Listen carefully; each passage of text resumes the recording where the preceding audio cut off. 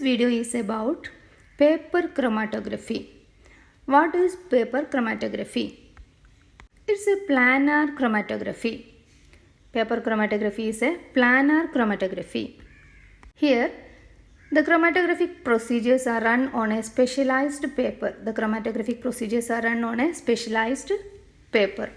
And the paper chromatography is considered to be the simplest and most widely used one because of its applicability to the isolation, identification, and quantitative determination of organic and inorganic compounds.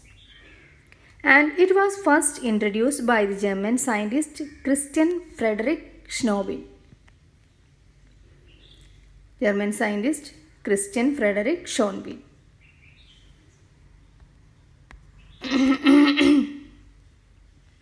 In 1865. This is the instrumentation model of the paper chromatography. Here you can see the paper, chromatography paper. This is the direction of motion of the solvent. This is the solvent and this is the start line. Now coming to the types of paper chromatography. Types of paper chromatography. There are two types of chromatography. First one is paper adsorption chromatography and paper partition chromatography. Paper adsorption chromatography and paper partition chromatography. In paper adsorption chromatography, the paper impregnated with silica or alumina is used as the stationary phase and it acts as an absorbent. The paper impregnated with silica or alumina act as the stationary phase and it acts as adsorbent. And the solvent is used as the mobile phase. And the solvent is used as the mobile phase. But in the paper partition chromatography, the moisture or water present in the pores of the cellulose fiber present in the filter paper. The cellulose fiber present in the filter paper act as the stationary phase and the mobile phase is a solvent. So the moisture or water present in the pores of the cellulose fiber present in the filter paper act as the stationary phase and a solvent act as the mobile phase. Generally, the paper chromatography mostly refers to partition chromatography. Paper chromatography mostly refers to partition chromatography. Now coming to the principle of paper chromatography. Principle of chromatography. The principle of separation is mainly depends on partition. The principle is mainly depends on partition than adsorption. The substances are distributed between the stationary phase and mobile phase. Stationary phase and mobile phase. The cellulose layers present in the filter paper act as the stationary phase and the solvent act as the mobile phase. The organic solvents or buffers used as the mobile phase. The developing solution travels up with the stationary phase and carrying the sample with it. So the developing solution travels up the stationary phase carrying the sample with it. And the components of the sample will separate according to how strongly they adsorb onto the stationary phase. Similarly, how readily they dissolve in the mobile phase. So the separation is based on how readily they dissolve in the mobile phase and how strongly they absorb onto the stationary phase. Now coming to the instrumentation of paper chromatography. Instrumentation of paper chromatography. First one is stationary phase. And paper is used as the stationary phase. Here you can see this paper is used as the stationary phase. And second one is mobile phase. This solvent is used as the mobile phase. Third one is the developing chamber. This is the developing chamber. And the fourth one is detecting or visualizing agent. The fourth one is detecting or visualizing agent. Now coming to the details about the stationary phase and papers. Whatman filter papers of different grades like number 1, number 2, number 3, number 4, number 20, number 40 and number 42 etc. are used. And in general, the paper contains 98 to 99% of alpha cellulose and 0.3 to 1% beta cellulose. Other modified papers are acid or base washed filter paper, glass fiber type paper, hydrophilic papers such as papers modified with methanol, formamide, glycol, glycerol, etc. and hydrophobic papers. Acetylation of OH groups leads to hydrophobic nature, hence can be used for reverse phase chromatography. And impregnation of silica, alumina or ion exchange resins can also be made. These are different types of stationary phase chromatographic papers. Now, paper chromatography mobile phases. Pure solvents, buffer solutions or mixture of solvents can be used as the mobile phase. Pure solvents, buffer solution or mixture of solvents can be used as the mobile phase. Examples are hydrophilic mobile phases are isopropanol, ammonia, water in the 9:1:2 proportion. Methanol, water 4:1 proportion. N-butanol, glacial acetic acid and water 4:1:5 proportion. Then hydrophobic mobile phases are dimethyl ether, cyclohexane kerosene and 70% isopropanol. The commonly used solvents are polar solvents. But the choice depends on the nature of the substance to be separated. If pure solvents do not give the satisfactory separation, a mixture of solvents of suitable polarity can be used. Next one is chromatographic chamber. Chambers are made up of many materials like glass, plastic, stainless steel, etc. The glass tanks are mostly preferred.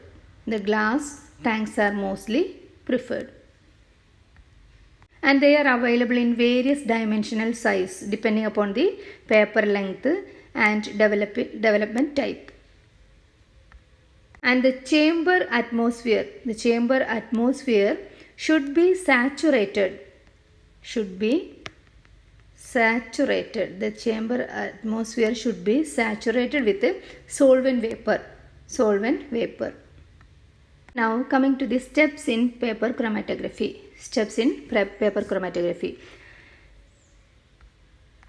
In paper chromatography, the sample mixture is applied to a piece of filter paper. And the edge of the paper is immersed in a solvent and the solvent moves up the paper by capillary action. And the basic steps are, first one is selection of solid support.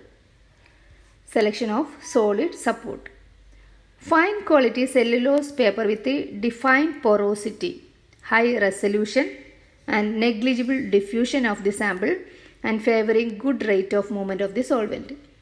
So the selection is fine quality cellulose paper with defined porosity. Cellulose paper with defined porosity and high resolution,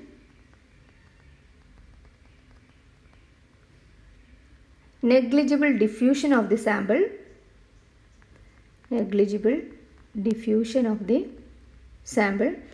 and favoring good rate of movement of the solvent.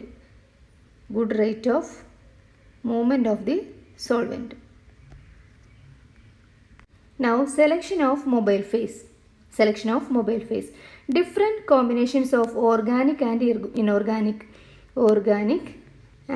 inorganic solvents may be used depending on the analyte.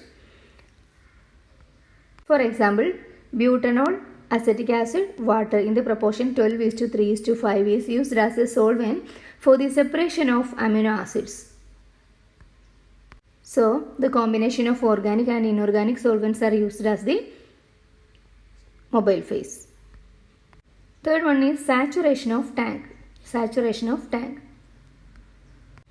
The inner wall of the tank is wrapped with filter paper before the solvent is placed in the tank to get better resolution. So the inner wall of the tank is wrapped with filter paper before the solvent is placed in the tank to get the better resolution. Then the fourth step is sample preparation and loading. Sample preparation and loading. If solid sample is used, it is dissolved in suitable solvent. Sample 2 to 20 microliter. 2 to 20 microliter is added on the baseline as a spot using a micropipette and air dried to prevent the diffusion.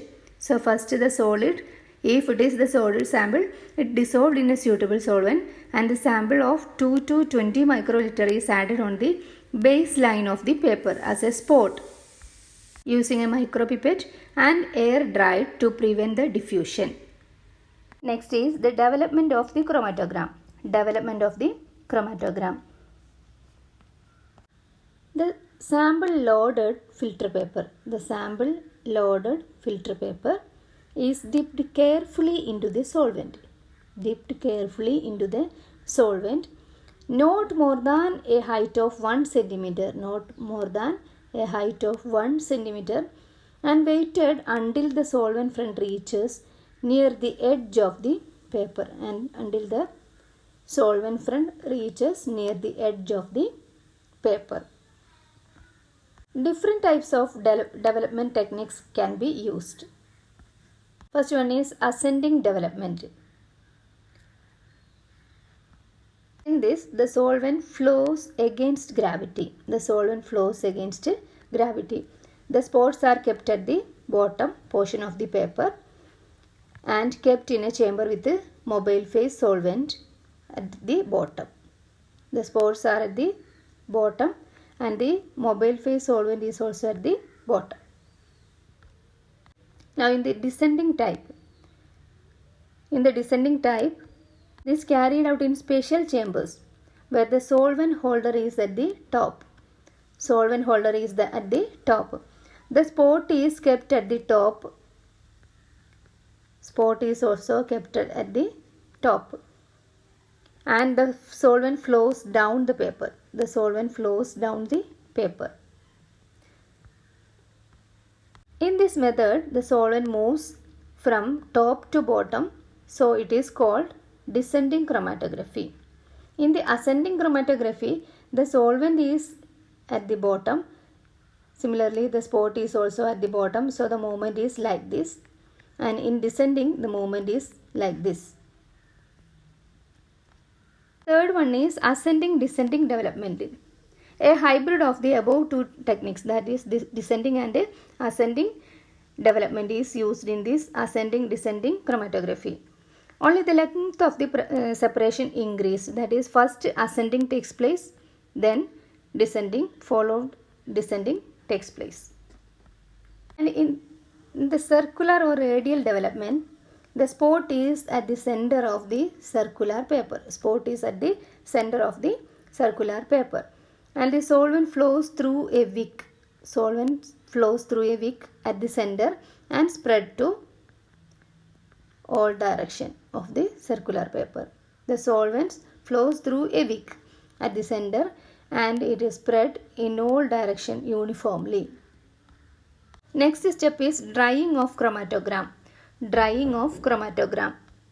After the development, the solvent front is marked. After the development, the solvent front is marked at the top and left to dry in a dry cabinet or oven, and it allowed to dry in a dry cabinet or in an oven. The last step is detection. The colorless analytes were detected by staining with reagents such as iodine, iodine vapor,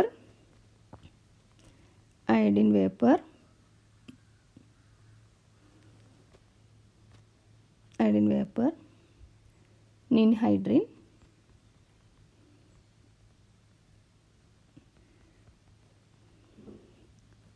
etc. And radio-labeled and fluorescently labeled analytes were detected by measuring the radioactivity or fluorescence respectively. So the radio-labeled and fluorescently labeled analytes are detected by measuring the radioactivity and fluorescence. And next step is the calculation of the RF value. Some compounds in the mixture travel almost as far as the solvent does. Some stay much closer to the baseline. The distance travelled related to the solvent is a constant. The distance travelled related to the solvent is a constant for a particular compound as long as other parameters such as type of paper and the exact composition of the solvent are constant. So the distance travelled related to the solvent is called the RF value. That is, here this is the solvent front, and this is the spotting line. This is an unknown compound which travels through this and stopped its movement here. So for calculating the RF value, we can calculate the distance travelled by the component from here to here. This is the distance travelled by the component divided by distance travelled by the solvent front. This is the distance travelled by the solvent front. So the distance travelled by the component is used as the A and distance travelled by the solvent is used as the B. So this is the calculation of RF value. RF is the retention factor. Retention factor value is calculated by the distance travelled by the component divided by the distance travelled by the solvent. Now coming to the application of paper chromatography. To check the control of purity of pharmaceuticals, for detection of adulterants, to detect the contaminants in food and drinks, and in the study of ripening and fermentation, and for the detection of drugs and dopes in animals and humans, and for the analysis of cosmetics, and for the analysis of the reaction mixtures in biochemical labs. These are the applications of paper chromatography. We can discuss about the advantages of paper chromatography. Advantages of paper chromatography. It is very simple and rapid, and it requires very less quantities of material.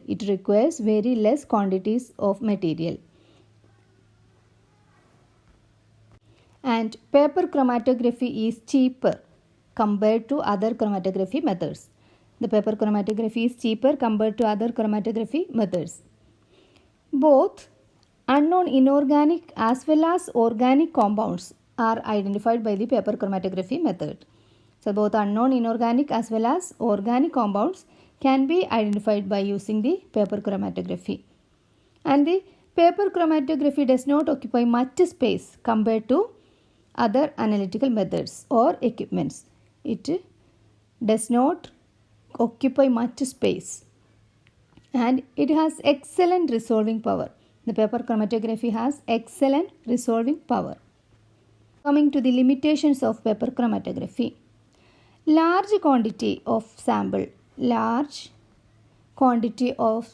cannot be applied on paper chromatography. The first limitation is that. And in quantitative analysis, paper chromatography is not effective.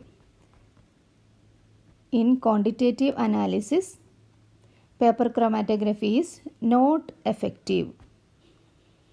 And complex mixtures cannot be separated by paper chromatography. Third one is complex mixtures cannot be separated by paper chromatography. And it has less accuracy compared to HPLC or HPTLC. It has less accuracy compared to HPLC or HPTLC. These are all about paper chromatography. Thank you.